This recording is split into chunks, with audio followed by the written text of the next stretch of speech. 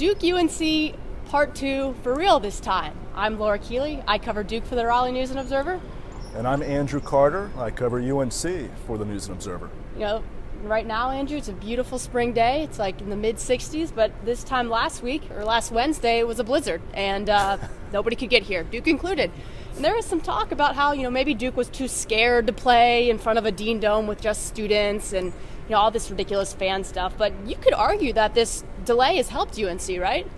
I think you could, because I think the main question surrounding UNC a week ago at this point, entering the Duke game, was basically, who are these guys really? Are they really as good as their 5-game winning streak suggested? They'd kind of feasted on maybe the lower half of the ACC, maybe some lesser opponents. And so people looked at that Duke game as one being almost a measuring stick type game. Well, since then, they've kind of had 2 measuring stick type games. They beat Pitt here at the Smith Center on Saturday, a really hard-fought game. I thought that was their biggest test this point in the season for UNC. Then, of course, they go down on Monday night and beat a really good Florida State team. Florida State's struggling, but they have some talent.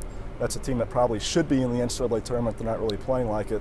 And that was a desperate Florida State team. They got up big on UNC, 17-3, 21-6, and UNC came back. So I think UNC has really kind of had a chance to build some momentum and really build some confidence heading into this Duke game.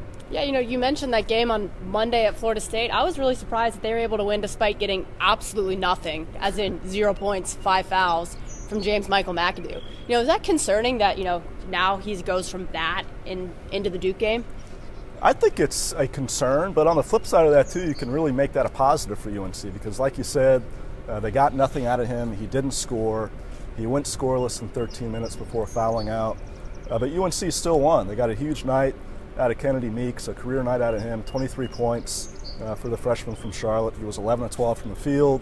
And really, we asked Roy about this today, UNC coach Roy Williams. The key with that really was Marcus Page's penetration, setting up Kennedy with easy shots down low. So, you look at it on one perspective, it's kind of a negative for UNC. Their best player during this winning streak has been James Michael McAdoo.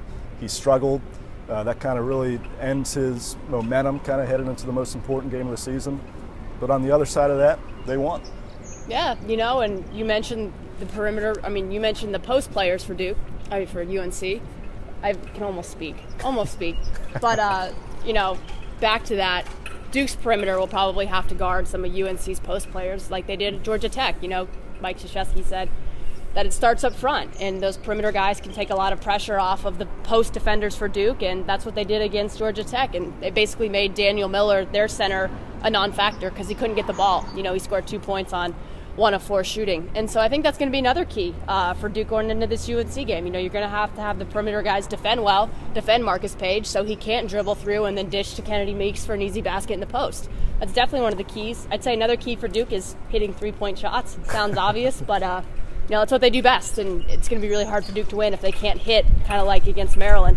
And then finally, I'd say for Duke, they need to start fast.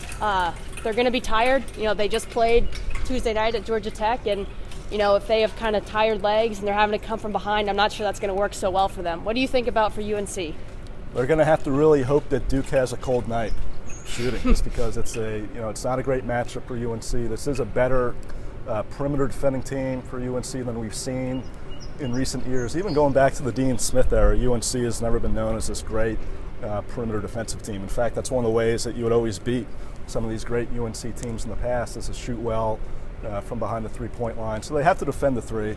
They've done that statistically well, at least to this point in conference play. They're actually leading the ACC in 3-point field goal percentage defense. So they're going to have to continue to do that. They're going to have to hope for a cold night out of Duke. I think that always helps. They're going to have a big rebound kind of thing from James Michael McAdoo, I think if he goes scoreless again, I don't think they have much of a chance. Even if he has one of these kind of games where he had earlier in the year where it's maybe 11 or 12 points and 5 of 13 shooting, that kind of thing, that might not get it done.